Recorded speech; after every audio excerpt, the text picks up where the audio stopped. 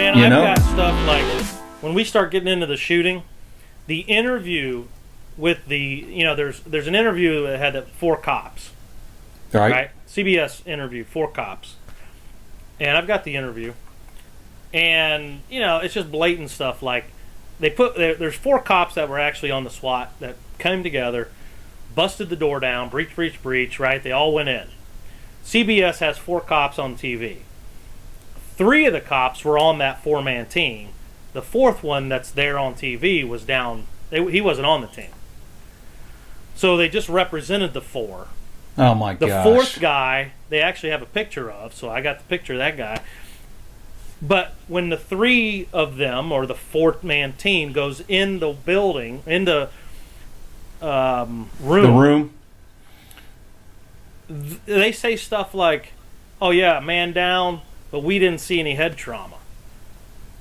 Well, if you look at Paddock's head... Yeah. Then...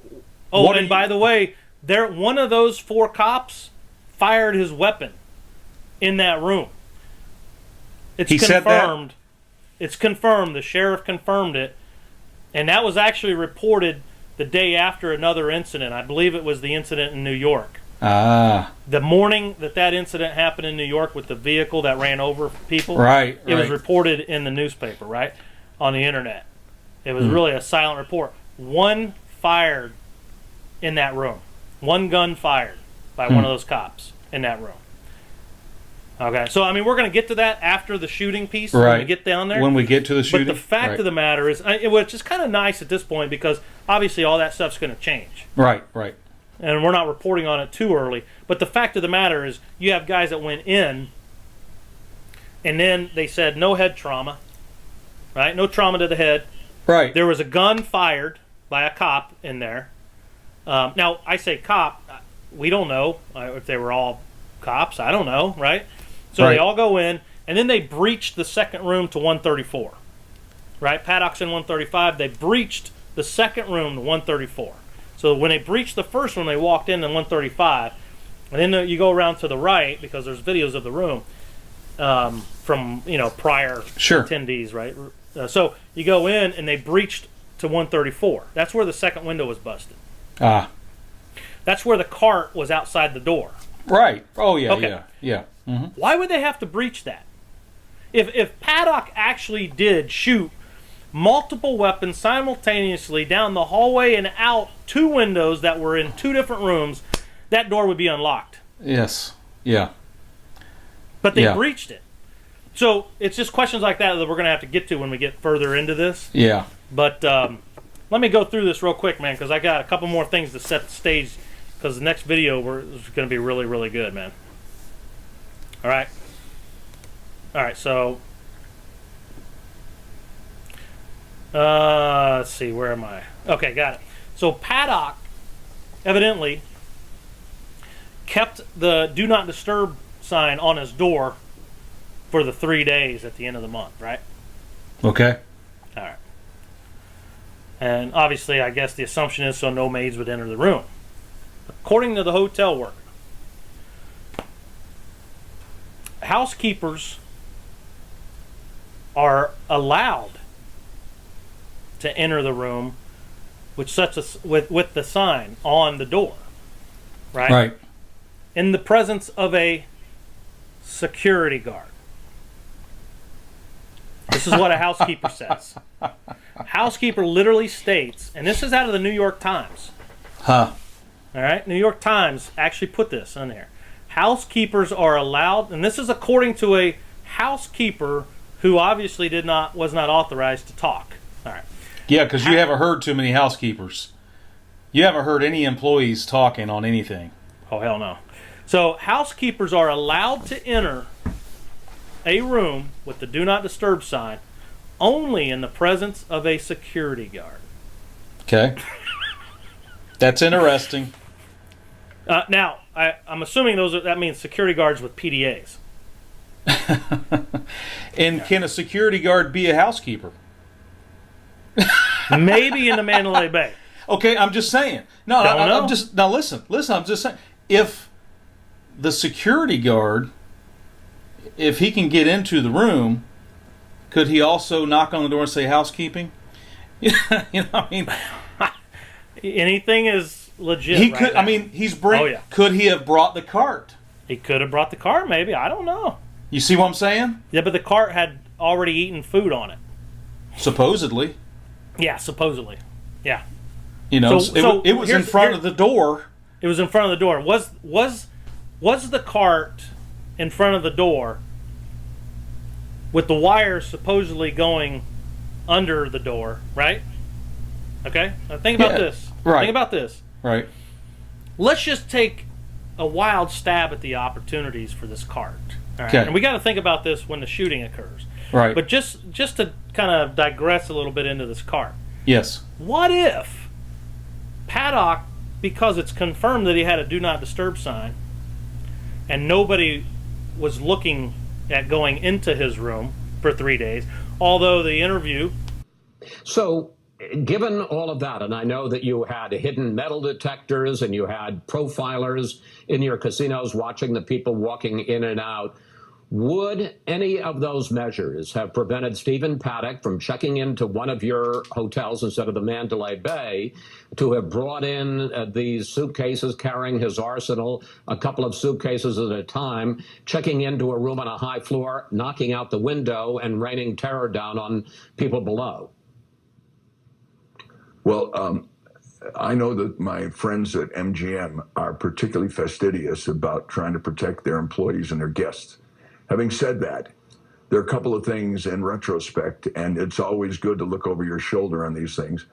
But we have a routine with housekeeping, with room service, with audio-visual, anybody that goes in the room to do an inspection. We also have rules about do not disturb. If a room goes on do not disturb for more than 12 hours, we investigate. We don't allow guns in this building unless they're being carried by our employees, and there's a lot of them. But if anybody's got a gun, and we find them continually, we eject them from the hotel. So if he had suitcases carrying these automatic or semi-automatic weapons, would you have been able to spot that if they were in the suitcases being carried up to his room? Well, we certainly wouldn't invade the privacy of a guest in a room. But let's put it this way. The scenario that we're aware of would have indicated that he didn't let anyone in the room for 2 or 3 days. That would have triggered a whole bunch of alarms here. And we would have, on behalf of the guest, of course, investigated for safety. And it would have been a provocative situation. I'm sure that the same is true at other hotels, but in this hotel, a 36-hour, a 24-hour, a 36-hour do not disturb on a room is a predicate for investigation. Right. But what if that cart was actually to look in the rooms? Right. Instead of the rooms looking out. Right. Okay? I'm just saying. You can't, because we don't know. You don't know. And here's the other thing is that I mean, that cart, to me, is in a weird location. Because you don't put a cart in front of the door. I've been in a lot of hotels, and you just don't. No. A cart is against the wall somewhere. Yes. Even a plate of food that you had delivered to your room, people don't set in front of a door. No. Okay? Especially in front of a fire door.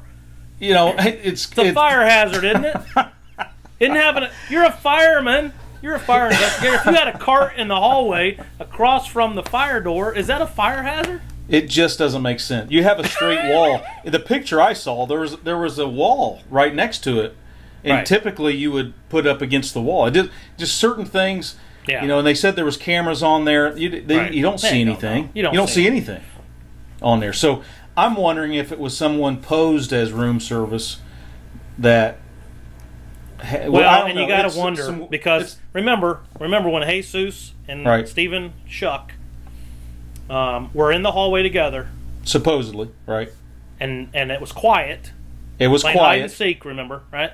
Yep. neither one said anything about a cart being in the hallway. Neither one of them did. So we have to kind of assume at this point that the cart, and oh, by the way, the cops, I don't know, the cops, when they came in, that mock shift SWAT team, yes, they actually mentioned the cart, okay, at that point. Okay. But Jesus never mentioned it. Jesus never mentioned it, and Stephen Shuck never mentioned it. Right. Stephen Shuck said it was quiet when he come down the hallway, and he didn't see anybody, but he saw that the head stick out, which was probably Jesus. Probably. But he neither one of those guys mentioned anything about seeing a cart. Nope.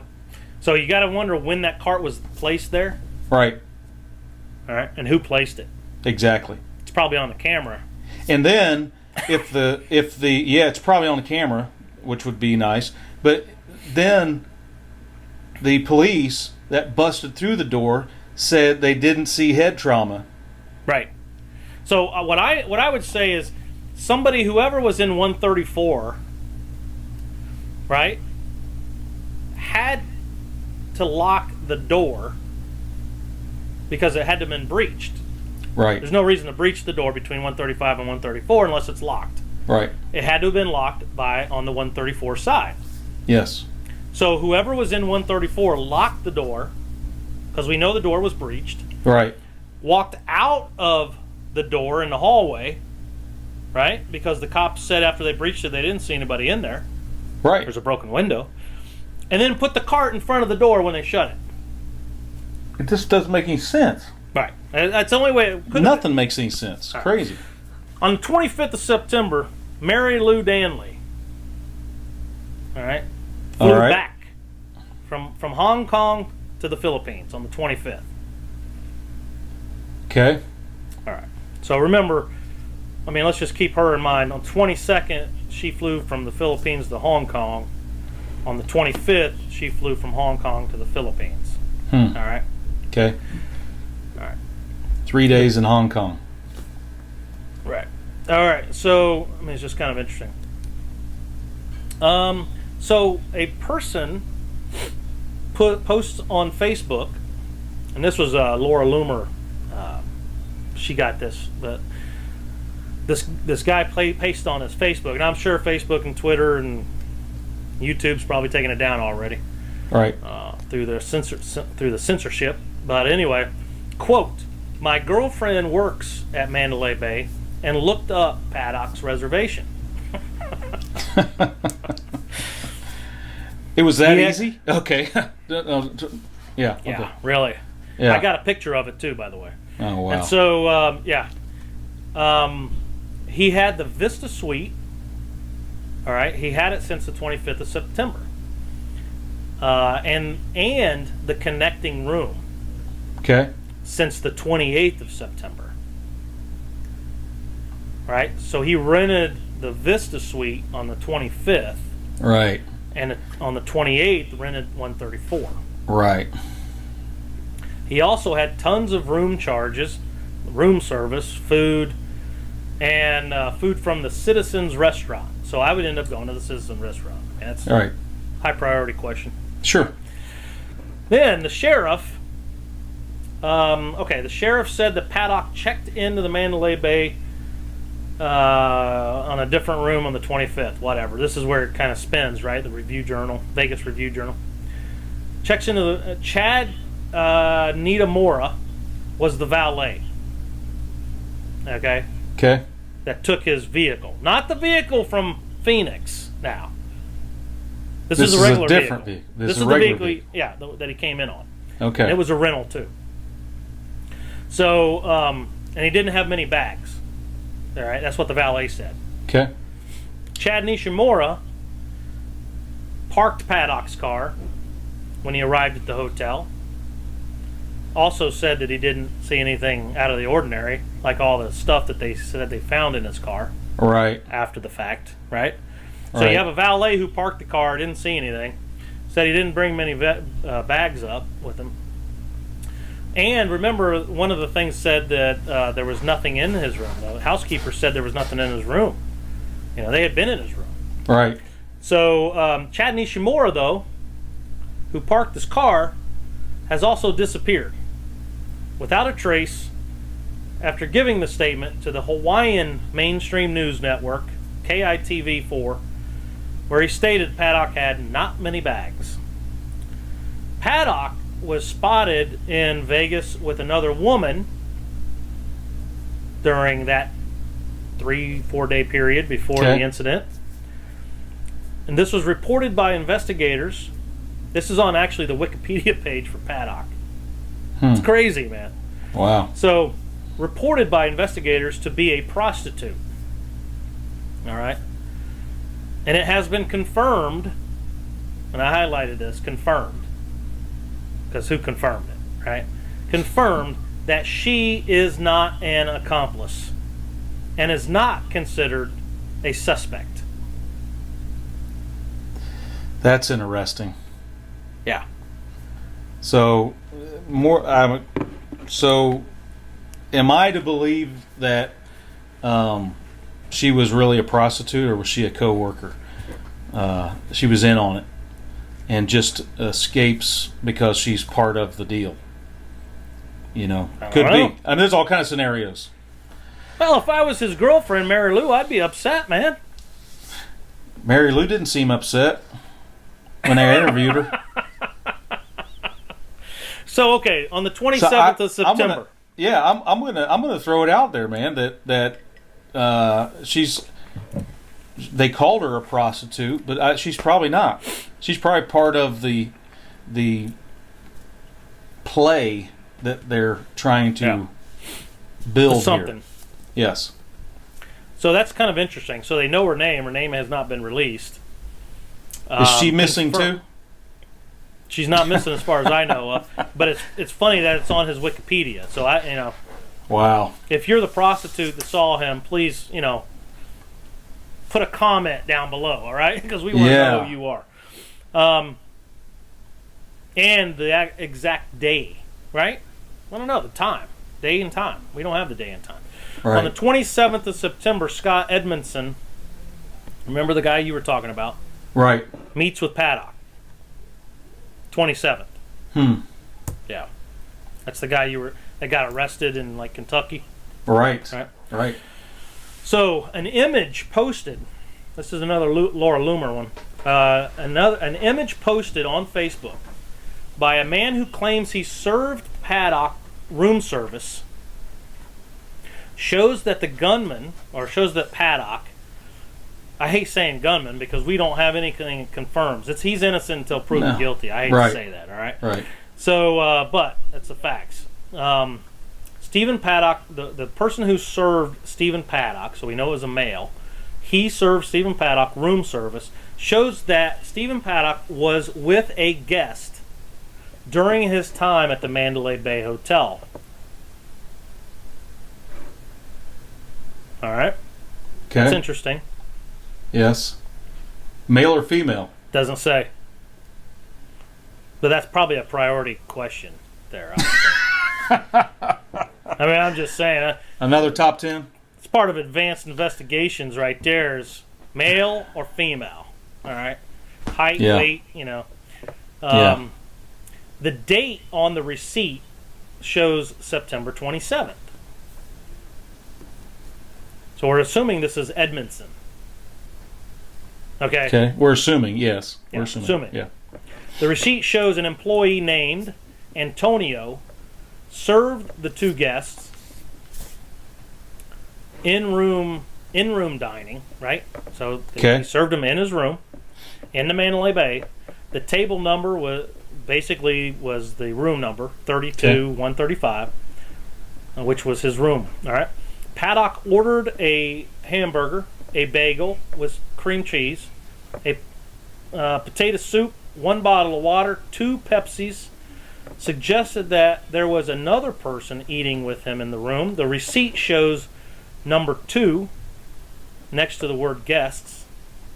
The individual who posted the receipt appears to have deleted it from his Facebook page, although the page still shows that he works at Mandalay Bay. So on the 27th, we kind of confirmed that Scott Edmondson. Right. All right. And he actually got stopped driving a van. Right. I wonder if that van might have been the one from Phoenix that was brought up. I don't know. Yeah. Well, he turned it in, remember? Right. Okay, and so now on the 29th of September, and let's see, who's this with? This is a long. So we're getting closer because I really want to get to the first. Right. Okay, so then we can start at the shooting next time. Yeah. What do we know now? Right. 2 days before the shooting in Las Vegas, a mass casualty military exercise involving nearly the identical numbers of patients took place. All right. This guy named Chestnut arrived at the hospital, overflowing trauma, resuscitation unit, working feverishly to help save lives. Ironically, Nellis Air Force Base had conducted a mass casualty response training exercise just 2 days prior to the Vegas shooting. All right, that means Friday. The Air Force. Well, it was at the Air Force Base. Okay. Who conducted it? It's I believe it's a FEMA. It's a big national. Oh, okay. Okay, it's government. Yeah. So they conducted this in preparation for the upcoming Aviation National Air Show. Chestnut was one of the several Air Force surgeons who rushed to the Level 1 Trauma Center, University Medical Center of Southern Nevada, in the aftermath of the Vegas shooting, where civilian doctors and medical personnel were struggling with the sudden deluge of gunshot victims, many of whom suffered wounds rarely seen outside of, the war zone. I got it. You getting shot. Mm-hmm. Or Baltimore. Right. Or Chicago, because Chicago's had like 500 shooting incidents this year. Yeah. I mean, okay, or any major city. Nobody could protect their own selves up there, but they let the shooters have free reign. Right, absolutely. It makes no sense. This was not a normal pattern of injuries. The UMC trauma surgeon chief, Dr. Douglas Frazier, told the Washington Post on 3 October. The decision to call in military personnel was only logical. They are used to seeing this type of thing. That event was simulated. 100 patients, mass casualty, coming into the 99th Medical Group, which eerily was almost the exact same number of patients we saw downtown at the only freestanding Level 1 Trauma Center in Nevada, he said. Wow. That training we had helped us immensely that Sunday night. All right. Starry News says, admitted on camera that a mass casualty incident disaster drill was activated after the massacre in which 58 people were killed. The famous doctor said that he was at home Sunday night when he got the call around 10 p.m.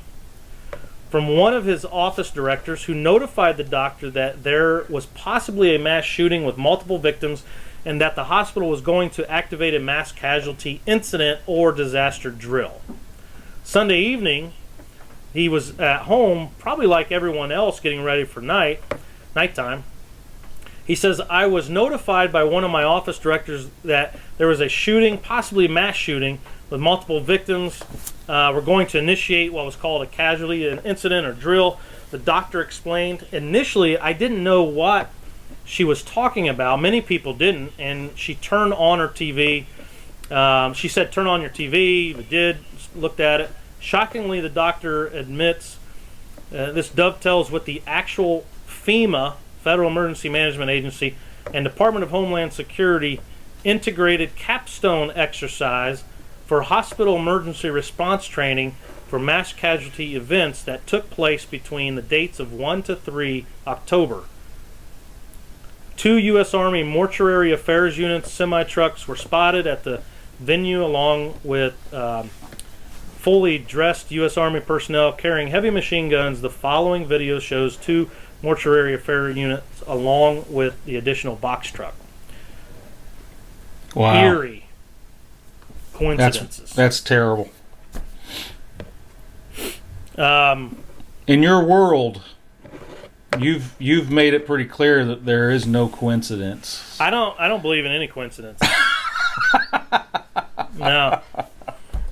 Yeah. I try to explain them away, but Yeah, I don't believe in any coincidences, but there's a lot of stuff on YouTube where they talk about a lot of exercises occurring, like the exercise that occurred before 9/11, the exercise that occurred before Sandy Hook, the exercise. So, and the exercise before 9/11 was airplanes. Yeah, it's the same. Same thing. It's always the same. It's like his pattern, his playbook. But I will tell you, having been in the government and been in the military with these types of exercises, I mean, you just run the exercise. Right. There's got to be some other overarching, disturbing madness. Right. That puts these things together. No, it's the puppet master. You know, they've got all the we're the puppets, and we do our own little scenario, and we don't know what that master plan is. It's the big boys. Yeah, it's just crazy, man. Yeah, and I really, what's disturbing even more is that they're willing to lose life for probably a few bucks or for something that's it's strange things because. Right. Once you get through, and we get through all this, the other thing that I want to really look at is who all is missing. Because I imagine by the time this is done, we're going to have quite a few people that's actually missing that were key information holders. Right. Absolutely. So the death toll is what, 58, I believe it was? Yeah. But the actual aftermath will add up to probably 75 or so. Sure. So eyewitnesses. Yes. Yeah. So I got about 3 things left, man. Go ahead, man. 30 September, confirmation, and this was from Scott Binsack, right? Scott Binsack on YouTube. He's got some phenomenal stuff on his YouTube channel. Confirmation that housekeeping stated there were no weapons in Paddock's room before 1 October. Oh, wow. They had gone into his room. Right. Okay. They know when you leave. If somebody doesn't leave within a couple days, they go in. Right. Whether there's a do not disturb or not. Yeah. For everybody's safety, they go in. And that's confirmed by the owner of MGM as well. Exactly. So Scott Binsack, I guess evidently talked to housekeeping, said they confirmed there were no weapons in that room before 1 October. Wow. That's interesting. He also confirmed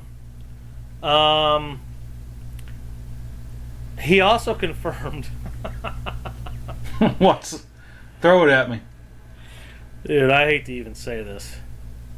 He also confirmed, and this was on a 14 October video, he confirmed from housekeeping. So housekeeping evidently works by floors. Okay. I mean, you're like on teams. I can imagine. You got the 32nd team, I got the 31st floor team, you got the 30th floor team, whatever. Hotel that big. Confirmation from housekeeping that they were called in to not go to work on that floor on that day. Oh my gosh. Isn't that crazy? That is crazy, if that's true. So he's spoken again. He's doing good investigative work. Exactly. Yeah. Because you haven't. How many employees does a Mandalay Bay employ? Right. And you haven't heard any on the news, on little radio stations, anywhere that's came out and said. If they did, they're missing. Yeah. So nobody, according to the housekeeping, and I will tell you, that's good investigative work. When you get down, the best thing about doing work in investigation is you dig down to the lowest common denominator, man. Right. And those guys working the floor know everything. It's like they a know janitor everything. In a high school. He knows everything. Everything you want to know about where that the school. drugs are, where the bad kids, good kids, who what. That guy knows everything. Exactly. Well, it's just like the the 9/11 stuff where they shut down the air defense that day. Right. Same. I mean, it's just the same scenario. Playbook. It's the same playbook. It's a playbook, man. Yeah. Go ahead. It's just we don't know who that playbook belongs to. No. Somebody who made a lot of money, though. So the next thing is Paddock twice called security at the Las Vegas hotel in Mandalay Bay because of loud music on the floor below him. Right. So the Vista Suite below him, right? So Albert Garzon of San Diego told the New York Times that security guards asked him, and Albert Garzon was in the room below, all right? And this comes out of CBS News. Mm-hmm. That security guards asked him to turn down his country music that was playing in the suite on the 31st floor at around 1:30 a.m. on Sunday. Okay? So you're talking basically, really you're talking the first. The Saturday night. You're talking Saturday night, right? Yeah. Basically early Sunday morning. 1:30 a.m. on Sunday is really 0030 on the 1st of October. Right. Okay. Right. Yeah. So, and then a little over, let's see, when a different security guard went to Garzon's room about a half hour later. So you got at 1:30 in the morning and about 2 o'clock in the morning, right? So you got basically at, it's 0130 on the 1st of October. Right. And then about 30 minutes later at 0200. Yeah, this is really the night before the shooting. Early, yeah, right. Yeah. So anyway, we know that Paddock was there. That kind of because he called into the complaint, right? He called in the complaint. That's from CBS News. And then finally, 1 October, on a video by Scott Binsack, again, 14 October, Stephen Paddock was downstairs gambling just a few hours before the incident. Supposedly is confirmed. Not quite the activity of a mass murderer. No. But, no, it's weird. But that raises a good question. So, when we start looking at this kind of stuff, we'll get into 1 October at this point because I think we can't put much together before 1 October. I mean, we kind of know where everybody's at right now. Right. 1 October, Mary Lou is back in the Philippines. Paddock is gambling. Yeah. Right? In the afternoon. What time was October. that? The afternoon of October 1st, right? Just a few hours before the incident. So you're talking about the evening, basically. Yeah. Right? Yeah. A few hours before the incident. So probably dinner time, maybe. Yeah. And then you got a we know guest. who was below. So Albert Garzon was below. Right. He would have heard the gunshot. He would have heard the gunshot. So let's interview him. Right. And then you got video of people above that were wondering where it was coming from. Right. And they didn't know. And they're right above. Right. You would think you would know. Yeah. So actually, Albert Garzon could probably confirm whether shots were being fired above him or not. Right. Because you'd be able to hear it. Yeah. He actually could probably confirm when the actual doors were blown. Because he would be able to hear it. He would be able to hear that.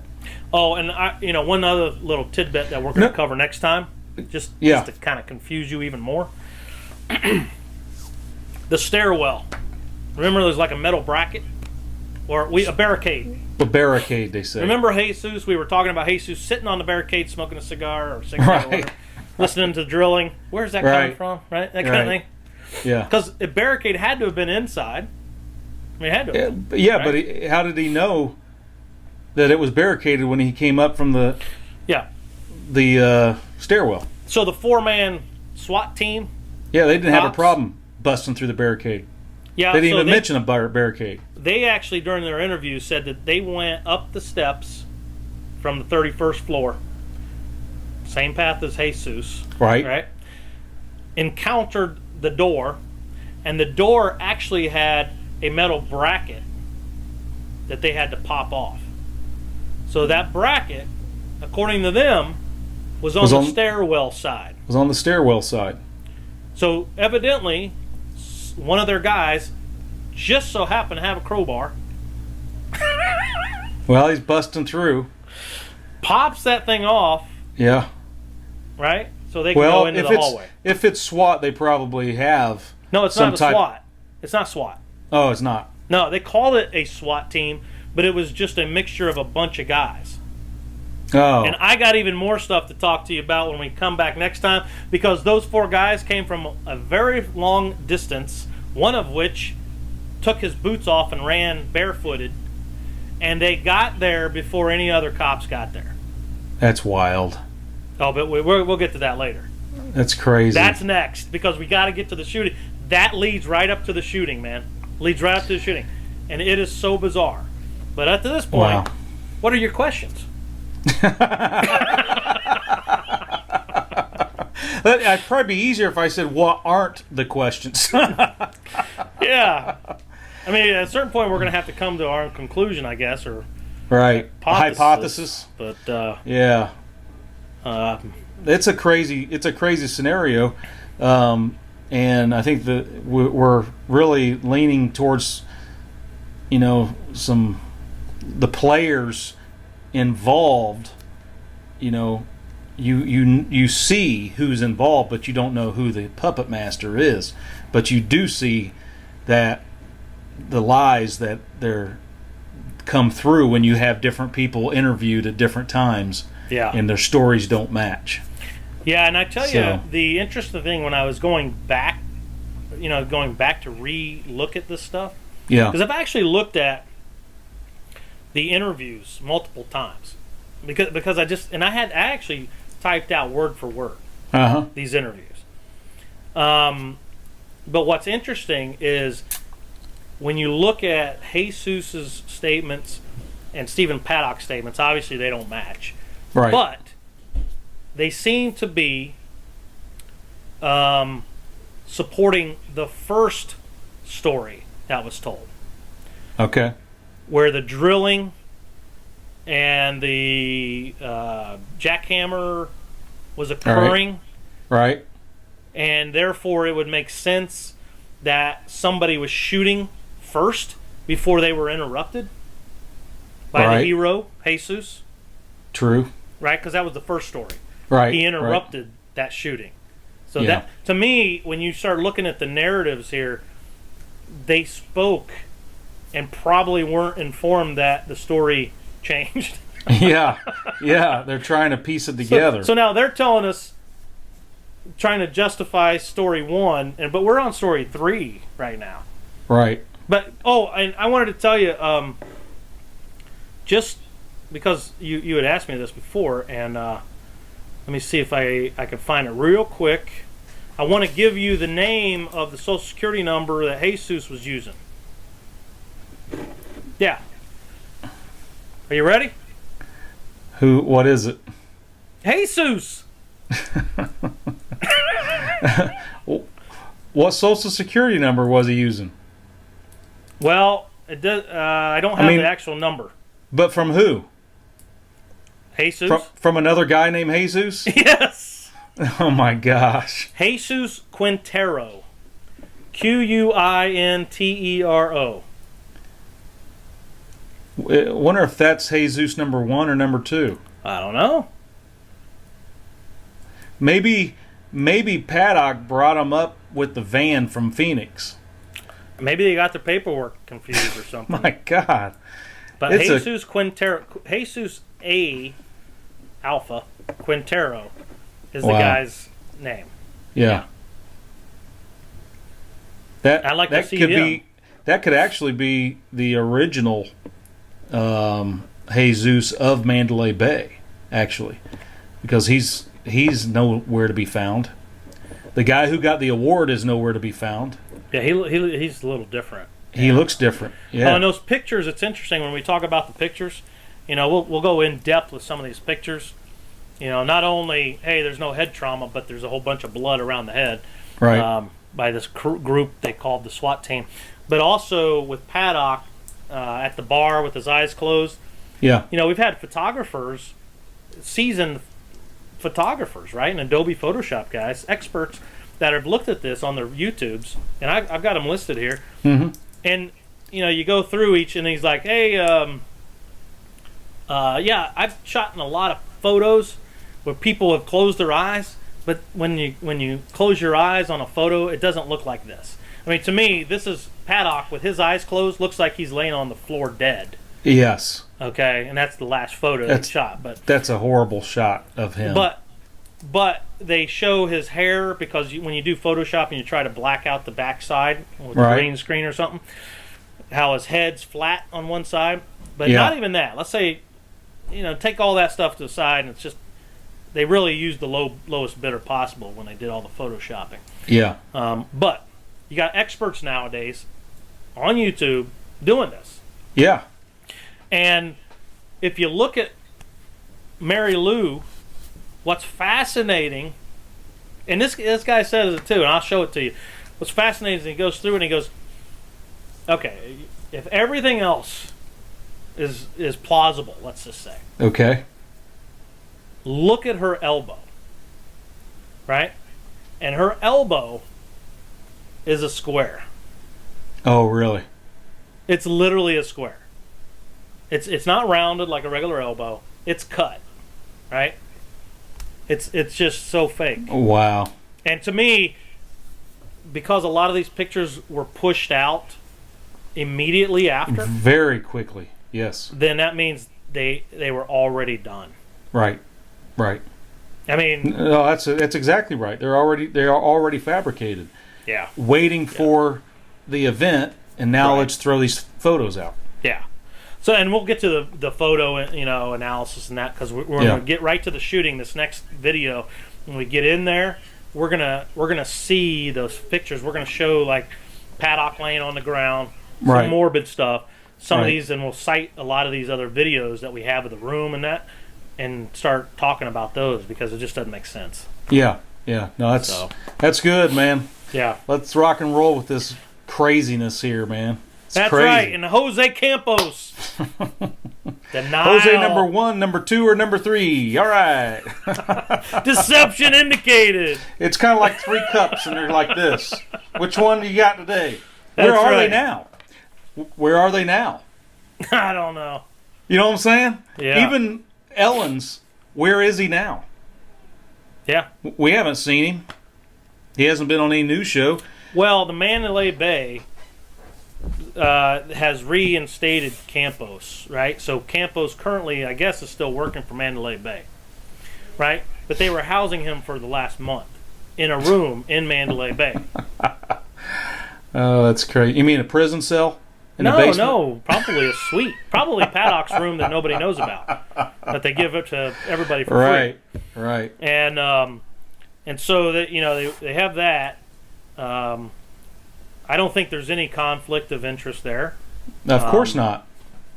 I don't think so. It doesn't seem like there would be if he's the only person who got shot out of the whole thing. Closest guy. He was the first one there, and Mandalay Bay houses him for a month. Okay, I got it. And now he's back to work, evidently, with Mandalay Bay, but according to, which is kind of strange, because remember, the information that we had was that he is not a registered security guard in Nevada. Right. And he actually is a security person for the Harvest 91, the outdoor security. Right? Yeah. Not a Mandalay Bay security. Nothing makes sense. It's very nothing makes sense. So the best we can do is wish Jose Quintero would, get his ID back. Yeah. Get his ID back. Get his social security number back. Right. I want to know, did Jose vote? Did Jose Campos vote at the 2016 elections with Jose Quintero's social security number? And who is Quinteros? I want to see him. I don't know. I want to see him complain that he doesn't have his ID card any longer. Where is everybody's Facebook, LinkedIn, Twitter, Instagram? I want to see everybody's. All the players, and they have none. And actually, I look up now. It's funny because it's the 12th of November. Right. 2017. When I now search by using the same keywords, Stephen Shuck, I don't get anything. Jesus Campos, I don't get anything. Wow. You know what I get when I type in like Vegas shooting, Stephen Shuck, Jesus Campos? Puerto Rican hurricane. What are you talking about? I'm going to Google literally, and I'm putting these terms in, and I get Puerto Rican hurricane. You know, vehicle runs over somebody in New York. It's not part of my search. Not to bring this up any, but I never did look up. Maybe the owner of Google putting his money in the same place that Soros put his money in MGM. Well, I never looked his name up. Because, Google owns YouTube. Exactly. And YouTube has taken down all kinds of videos for this. Sure. It's funny because, you get Taliban and you get ISIS videos, you get just all kinds of horrible types of videos on YouTube. Right. You get president bashing and president threatening. Yes. Right? But when we all start putting all this stuff together, they cut it off. So it's really, right. I think we're going to have to find a alternative to YouTube. But for the time being, this is the recording. Hey, anybody who can answer some of these questions, comment below. Comment. And we're coming back next time. We're going to start on 1 October, right? And we're going to get through the shooting. We're getting there, and we're going to have all the photos and everything. Right. We're going through the breach, all that stuff. Let's do it. We got it. Let's do it. Sounds good, man. Tug of war, baby. Tug of war. All right, take care. See ya. Good stuff, dude.